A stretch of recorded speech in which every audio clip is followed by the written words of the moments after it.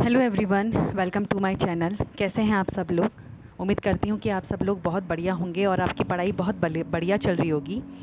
और अभी उत्तराखंड का री एग्ज़ाम हुआ था, पटवारी वीडियो वाला। कैसा गया? और जिन लोगों ने भी मेहनत करी होगी उनका अच्छा ही गया होगा। ऑफिशियल आंसर की भी आ चुकी है और आप अपने नंबर के हिसाब से देख लेना कि भाई कितने आए हैं। 75 वाले तो खैर सेफ़ ही समझो अपने आप को। और उसी टॉपिक को, उसी पेपर को मैंने देखते हुए आगे के जो एग्ज़ाम आने वाले हैं, जैसे अभी कनिष्क सहायक के, आशु लिपि के फॉर्म निकले हैं और अभी कनिष्क सहायक के फिर से निकलेंगे, फॉरेस्ट गार्ड के आने वाले हैं, पुलिस कांस्टेबल आ सकता है ना। तो उसके अकॉर्डिंग मैंने फिर से यहाँ पर एक रिवीज़न जो क्लासेस होती हैं, कभी जैसे हिंदी साहित्य को मैंने स्टार्ट करा है इस, और उत्तराखंड में स्टार्ट करूँगी, जीएस का पोर्शन में स्टार्ट करूँगी। तो टॉपिक वाइज टॉपिक हम चलते रहेंगे और उसी से रिलेटेड हम एमसीक्यूज़ भी करेंगे। तो चलिए स्टार्ट करते हैं। आज का टॉपिक कबीरदास का परिचय है। हिंदी साहित्य मैंने स्टार्ट किया है, तो पहले हमने कबीरदास को हम यहाँ पे पढ़ेंगे। इनके परिचय हम यहाँ पे पढ़ लेते हैं पहले। कबीरदास हिंदी साहित्य के आदि कवि, महान भक्त, कवि और समाज सुधारक के रूप में प्रसिद्ध हैं। वे भक्ति काल यानी कि मध्यकाल के प्रमुख स्तंभ माने जाते हैं। कबीरदास का जन्म 1398 ईस्वी में विक्रम संवत के हिसाब से देखा जाए तो 1455 में हुआ था, वैसे 1398 में। और मृत्यु जो हुई थी वो 1518 में मगहर में हुई थी। ये निगुड़ भक्ति धारा के सबसे प्रमुख कवि थे।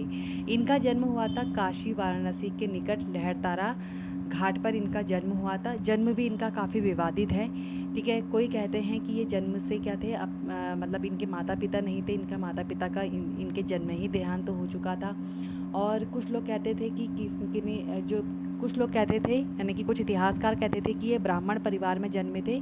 तो इनके जो माता पिता थे उन्होंने इनको नदी किनारे रख दिया था और वहाँ पर दो लोग आए थे जिनका नाम था नीरू और नीमा। उन्होंने इनको गोद दिया और उन्होंने इनका पालन पोषण किया, ठीक है, जो कि जुलाहे थे। इनके गुरु का नाम था स्वामी रामानंद, जिन्हें रामानंद अनुजाचार्य भी कहा जाता है। इन्होंने उनसे दीक्षा ली। व्यवसाय था, जुलाहे का काम करते थे, क्योंकि नीमा और नीरू जो थे वो भी जुलाहे का ही काम करते थे, ठीक है, और उन्हें ही अपने माता पिता ही मानते थे, ठीक है।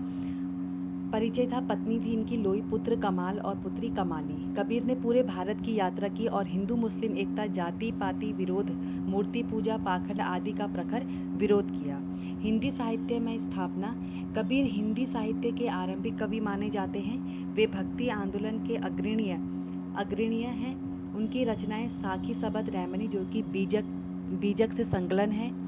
मुख्य ग्रंथ है कबीर ग्रंथावली, बीजक, धर्मदास द्वारा संकलित है साखी। और गुरु ग्रंथ साहिब में भी कबीर ने 500 प्लस लोग यहाँ पे शामिल किए हैं।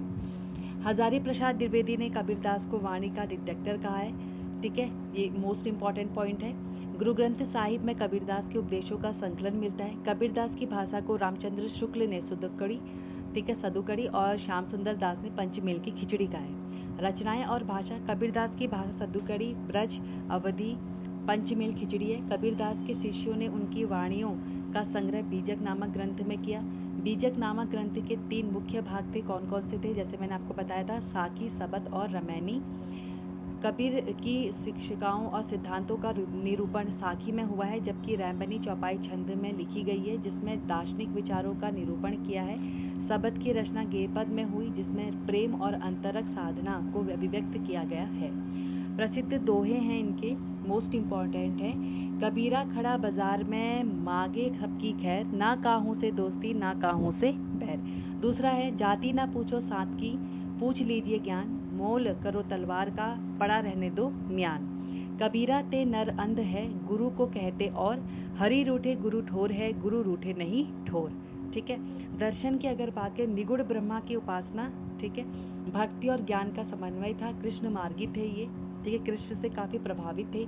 हिंदू मुस्लिम पर एकता था, जाति का बहुत विरोध किया इन्होंने, ठीक है, बहुत तीखा विरोध किया, पाखंड, कर्मकांड, इन सब का तीखा विरोध किया। और इनका एक स्टेटमेंट भी है, मतलब एक वो है, राम रहीम एक है, नाम धराए दो, ठीक है, यानी कि राम रहीम एक ही है, बस नाम अलग अलग हो गए हैं, ये इनका कहने का है। कबीरदास के कथन है, इम्पोर्टेंट है, दशरथ सुत पीहू लोक बखाना, राम नाम का मरण है आना। पठत पठत किते दिन बीते गति एको नहीं जानी, मैं राम का कुत्ता धोबी मेरा, मोतियों मेरा नाम। राम झरोके बैठ के जग का मुजरा दे, संतो भाई आई ज्ञान की आंधी। तो ये थे कबीरदास के मोस्ट इम्पॉर्टेंट जो टॉपिक था, मोस्ट इम्पॉर्टेंट है। इसमें मैंने आपको उनके परिचय के बारे में, उनके जन्म मृत्यु, आपको एक उसमें याद कर लेना है कि इनका जन्म कहाँ हुआ।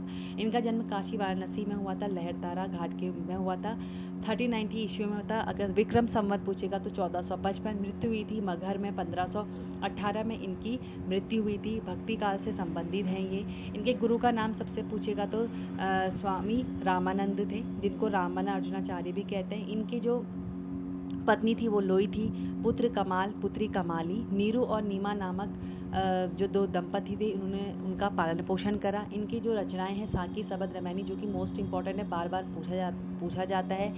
कबीरदास को वाणी का डिक्टेटर किसने कहा था? हजारी प्रसाद द्विवेदी ने कहा था। तो आपको इस तरीके से इस टॉपिक को याद करना है। और अभी जो री एग्ज़ाम हुआ था 14 जून को, उसमें भी अभी एक क्वेश्चन आया था हिंदी साहित्य से, ठीक है। तो आप इस टॉपिक को सही तरीके से कंप्लीट करें, एक एक चीज़ इसमें बारीकी से देखें। तो ये था मेरा आज का टॉपिक। वीडियो को ज़्यादा शेयर करना, चैनल को सब्सक्राइब करना। कोई भी अगर इशू है, कोई भी गलती मुझसे हुई है तो प्लीज़ आप मुझे कमेंट कर सकते हैं। मिलते हैं नेक्स्ट वीडियो में, तब तक के लिए take care, bye bye guys.